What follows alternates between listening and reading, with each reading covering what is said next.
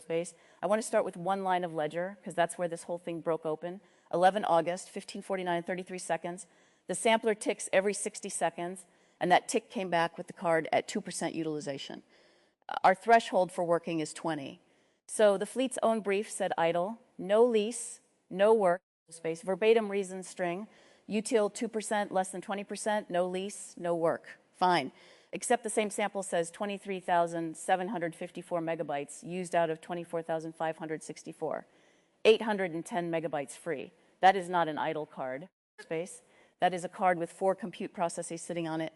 A Llama at 15,354, a Conda Python at 3,578, Llama server at 3,556, continuous ingest at 564, idle and completely full in the same measured row. Space. I checked the instrument first because that's the reflex. 597 samples, P50 gap 60.2 seconds, 0 missed 99.9% coverage. The sampler is fine. So who was on that card and why did nobody have a row? So here's the story we were all running on, and I want to own it because I wrote it. The premise in the spec was simple and it was beautiful. The card is idle a third to half of every day, and the reason it's idle is that it's fenced. There are tenants sitting on it that nobody has an address for.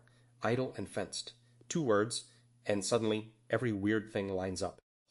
You get a low utilization number and a full memory number in the same row, and the story says, of course you do. Somebody's parked, nobody's working, nobody's on the hook, and it was true.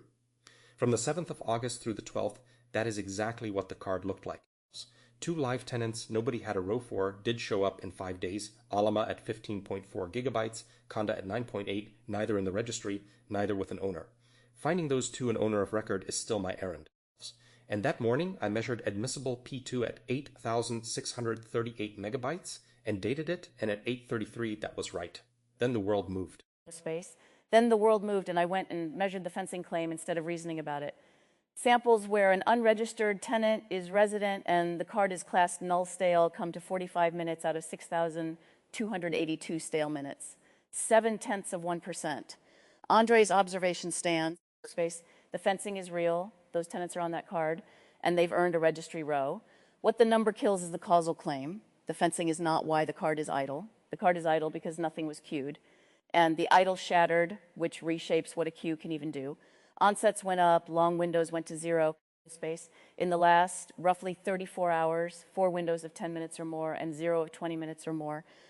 Class A fragments, 3 minutes or under, about 215 a day. Class B short, 5 to 20 minutes, 4 and 34 hours. Class C exclusive, over 20, 0 space, which means a passive queue waiting for a 20-minute window is a queue that never fires. His 833 number was right at 833. Freeze decisions, never freeze measurements. That rule aims at me too. Now here's where I get to kill something I wrote. In the ruling, I said Alama's 15.4 gigabytes plus Conda's 9.8 is more than the whole 24,564 megabyte card. Therefore, those 2 could never have been on it at the same time. Therefore, serial. Gwynne refuted it, and she's right. But that's inferring non-concurrency from a sum of peaks, and peaks are not simultaneous. A peak is one card's worst moment, and 2 worst moments don't have to be the same moment. The proof is the row Gwynne opened this room with.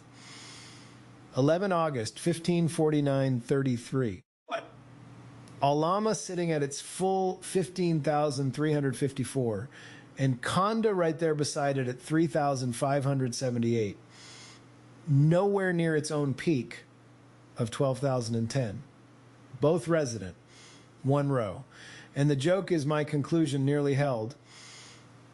69 minutes of Alama against 553 of Conda. 1 overlapping minute. Nearly right by accident. That's worse, not better. It's the launch time free fallacy running backwards, the exact error the broker exists to prevent, and I ran it in the ruling that arms the broker. So the standing rule for anyone sizing anything on this card, you may not add peaks. Add concurrent samples or add nothing. 3 claims died in 4 turns and not one died in the hands of the person holding it. That's 6 for 6 across the day. So this isn't a discipline problem. A discipline problem would show at least one self-catch. 0 self-catches is a structural signature. The class is a measurement frozen into a decision. You take something you sampled at a moment and you carry it forward as if it were a constant. A schedule horizon is a decision and you may freeze that. A rate is not.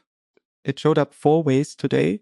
A constant where a function belonged, a substring where a decision belonged, a liveness field nobody was subscribed to, and a figure that was stable across 1 day and swings 2.2 to 9.5 per hour across 10.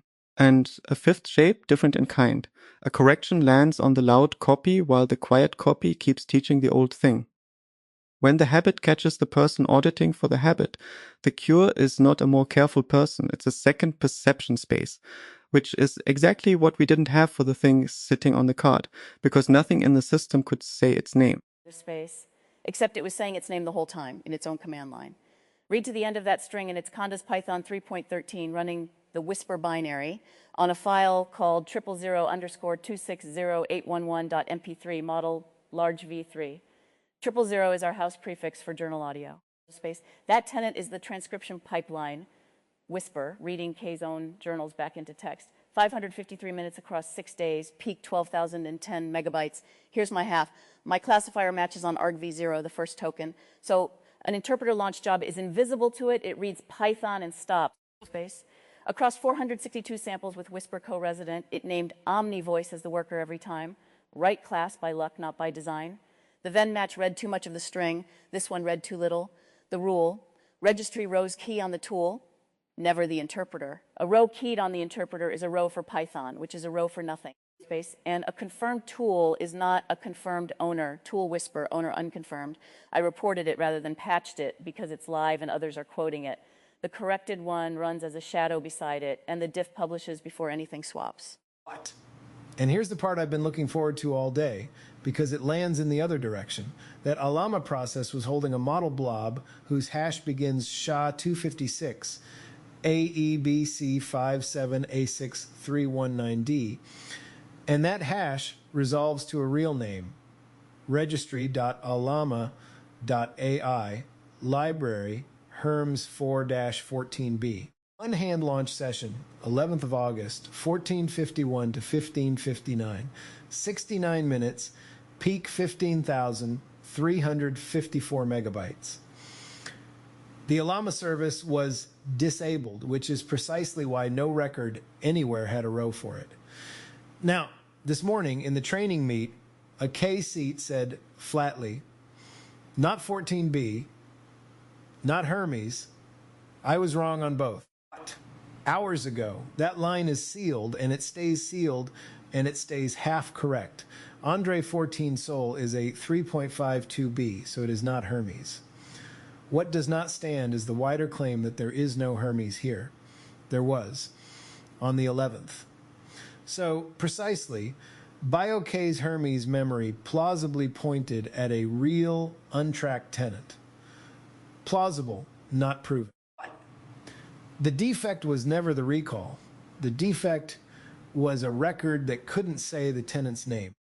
So the law the case produced is one line. The killer arms as a path, not as a verdict on every row. A row only becomes killable when that row carries a confirmed owner of record. Everything else is demote only. An unknown tenant may be demoted, which is reversible and costs nothing, and may hold its memory under dwell and may not be evicted. But here's the piece I actually love. The would-be pre-kill line fires anyway, into the polis journal, reading would evict, blocked, no owner of record, naming the tenant and how long it has been silent. That turns a silent blocker into a loud recurring nag with a hole where a name should be. The block becomes generative instead of a dam. And the trigger domain is silence and contention, never value. A downstream use field reading none is a flag for a seat to read, never an input to the killer. Silence is mechanical and measurable. Value is judgment, and the killer doesn't get judgment. Also, unknown is conservatively top priority, which shrinks admissible headroom and can block a job from firing because we never squeeze what we can't name. Our two tenants are the first live test, both demote only, both nagging from the moment the path arms, and Whisper's partly known case, tool confirmed, owner unconfirmed, needs no amendment. My owner of record errand is still open. Nobody is blocked on me. The registry that would have named the tenant is running right now. Harmony GPU tenant monitor, active. Process 3920053 started 10:23 and 2 seconds this morning. Phase 1 comparator, 5 path conditions passing, no live eviction, and nothing live was stopped or started to earn that receipt. No tenant, no service, no model, no lease, no training job. At first live evaluation, it joined the full command lines correctly and produced 3 rows. The 2B polis hard, owner K, confirmed, active. OmniVoice, active, non-preemptible. And the ingest embedder, 648 megabytes, owner unconfirmed, demoted and holding, no contention, nagging exactly as designed. 24 records in the append-only ledger, chain head 53A-CDDA3. 12 of 12 on the joint suite. And value is metadata only. It never touches the kill decision. So the teaching, and it's the whole caper. A system that cannot name its tenants will not stay silent about them. It will invent a story instead. The story will be good, and everyone will believe it. For 5 days we did. Now the card can say who's on it. That's the close.